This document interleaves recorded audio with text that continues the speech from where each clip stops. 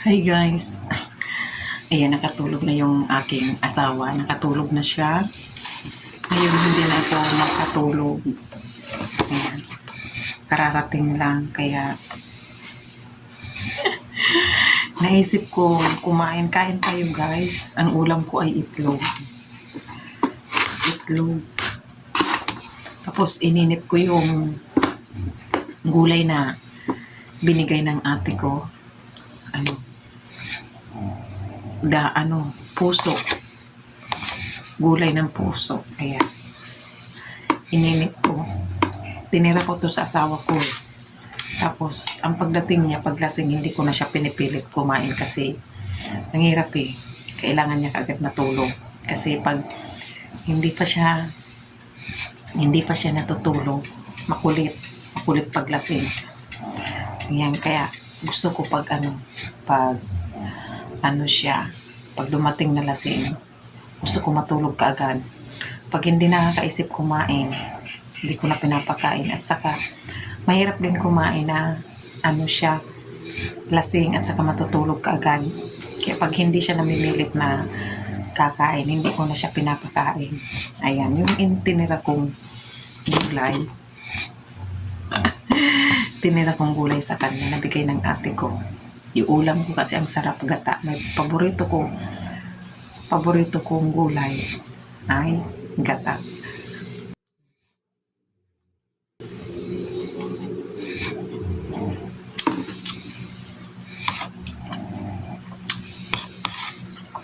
Katulog na yung kordapyo. Pagdating lasing na lasing. Hinati daw siya ng kasamaan niya. Minsan gusto mong magalit pero pinipigilan mo na lang kasi wala eh. Ganun.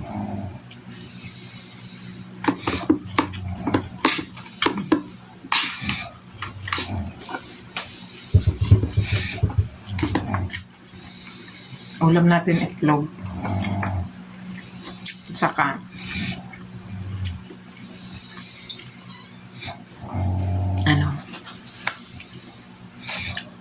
puso ng saging.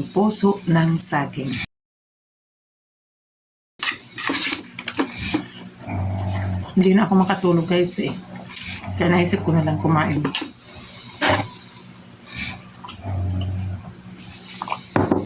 Maligam-gam lang na tubig, hindi ako pwede magkape.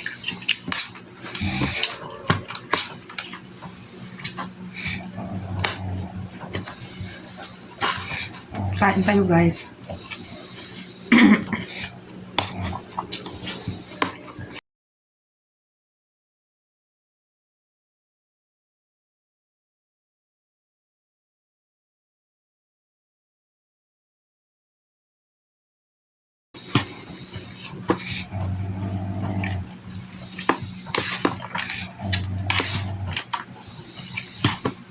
Ang sarap ng gulay, paglangka.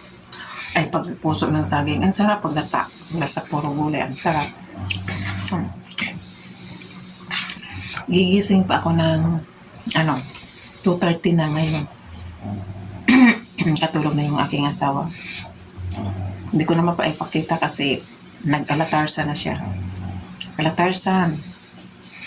Wala na siyang saklot. Nakatarsa na lang. Ngayon, ang gising ko pa nito ay alas 4, 2:30 na. Di may 1 hour and 30 isang oras kalahati. Yan, mayroon pa akong isang oras kalahati. Isang oras na lang.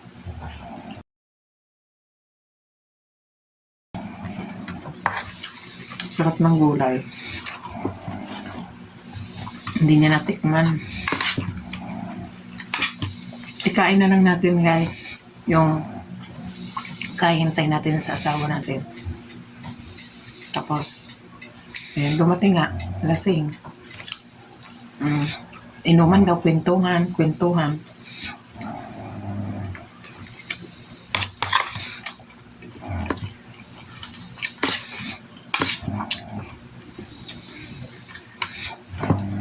Kakalimutan ko na lang yung Nakakalimutan ko yung iniisip ko kasi ang sarap ng gulay. Ininit ko, ang sarap. Yung ininit ko na, sobrang sarap na.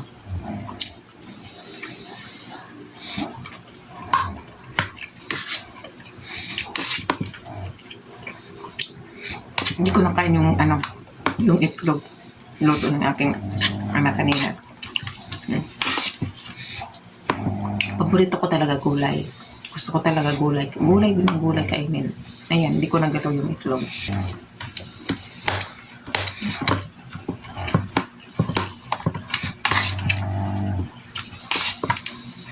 Tahimik na kasi mga tulog ng tao.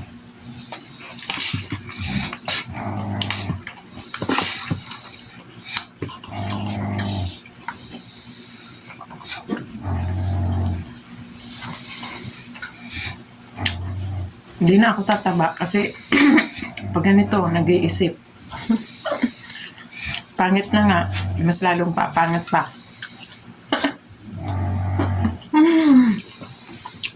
Pero sabi ng iba guys, tama na daw ang katawan ko kasi ang iba pag mataba nagpapapayat. Ako naman, payat, gusto ko magpataba pero hindi tumataba. Siguro, stress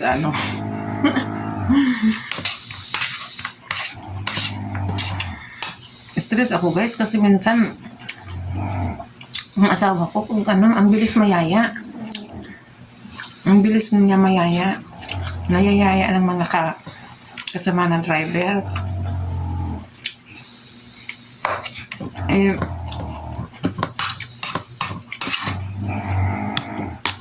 Mataas ang sugar niya Kaya, yun ang inaalala ko. Galing nga kami kanina sa laboratory.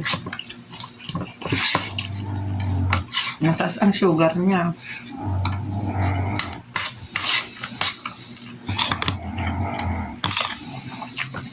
Kaya guys, busog na ako.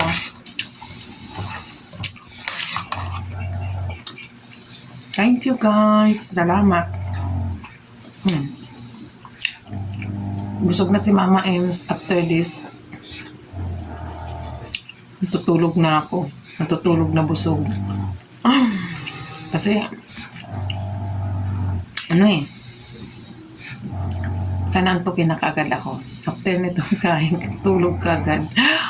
Wala, isang oras na lang ako, isang oras kalahati. Pag alas 4, gigising na naman ako kasi may estudyante ako. Ganito talaga ang mama, kaya, ayan, pag ina ka na, isa ka ng magulang, hindi na kumpleto ang oras ng tulog mo.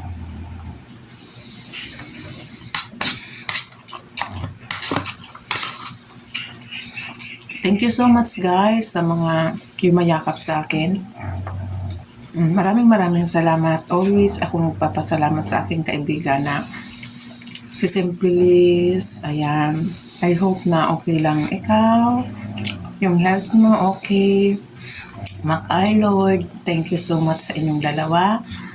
Maraming salamat na patuloy akong nandito kay YouTube.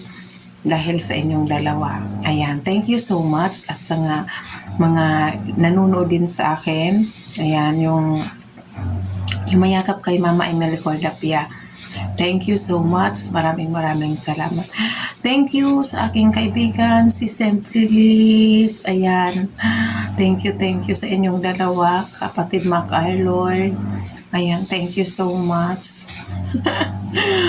Pag naaalala ko kayong dalawa, ayan, forever ko kayong nandito na sa puso kayong dalawa na ayan, na yumakap ng totoo sa akin. Ayan, thank you so much kapatid Mac Lord, si Simply Liz. Thank you so much. Thank you. Love you. Ayan, salamat. Bye. Continue si Mama Emily sa pagkain. Mamaya, sleep na kaagad. Para naman madagdagan ang beauty ni Mama.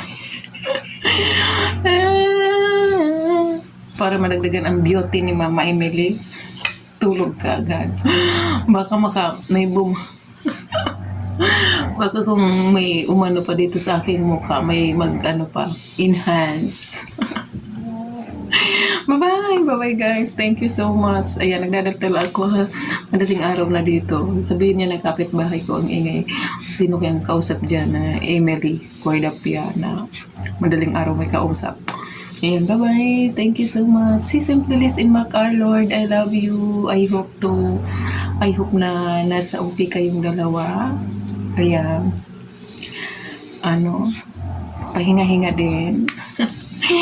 Mga minamahal kong OFW na, ayan, buwis buhay, kung magtrabaho, buwis buhay magmahal. Sa mga naiwan dito sa Pilipinas, ayan, ayun, Idol, thank you so much, Idol, Mac Arlord and Simply Liz. Thank you, I love you. Bye-bye.